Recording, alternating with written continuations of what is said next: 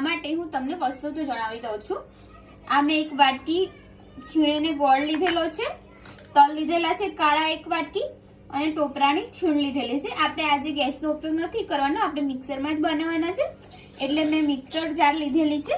અને હવે આપણે એમાં તલ એડ કરી દઈશું। આપણે તલ એડ કરી દઈશું અંદર। अब આપણે બહુ ઇઝીલી વિડિયો બનાવવાના છે। હવે આપણે 1 ચમચી જેટલું પાણી એડ કરી દઈશું।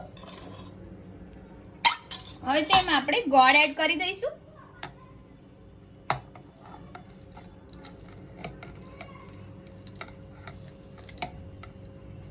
આ ગોળ મેં છીણીને લીધેલો છે।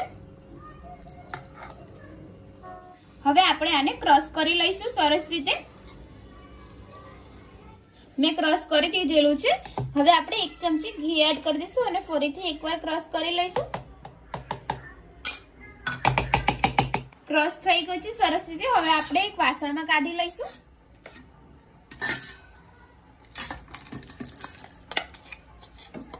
અને આને હાથેથી આપણે મસળી લઈશું અને મિક્સ કરી દઈશું સરસ રીતે।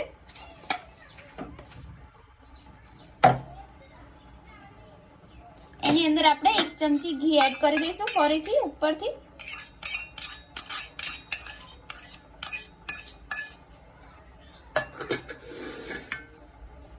હવે આપણે હાથેથી સરસ રીતે મસળી લઈશું। તમે જોઈ શકો છો સરસ થઈ ગયું છે એકદમ। આના આપણે લાડુ બનાવવાના છે ગોળ। આ આપણે ટોપરાનું છીણ લીધેલું છે અને આપણે લાડુ બનાવી લઈશું। હાથમાં મેં સહેજ ઘી લગાવી દીધેલું છે। આપણે એક જ સાઈઝના લાડુ બનાવી લઈશું। આ રીતના આપણે લઈને ગોળ આપણે કરી દઈશું। જેમ આપણે લાડવા બનાવીએ તેવી રીતના આપણે લાડુ બનાવી લઈશું અને ટોપરામાં આ રીતના ઉપરથી આપણે રોલ કરી દઈશું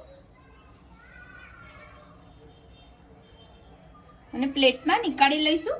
આવી રીતના આપણે બીજા લાડુ બનાવી દઈશું। તમારે નાની સાઈઝ રાખવી હોય તો તમે નાની સાઈઝ પણ રાખી શકો છો અને મોટી સાઈઝ રાખવી હોય તો તમે મોટું પણ કરી શકો છો। આવી રીતના આપણે કોટ કરી લઈશું બધા લાડુ।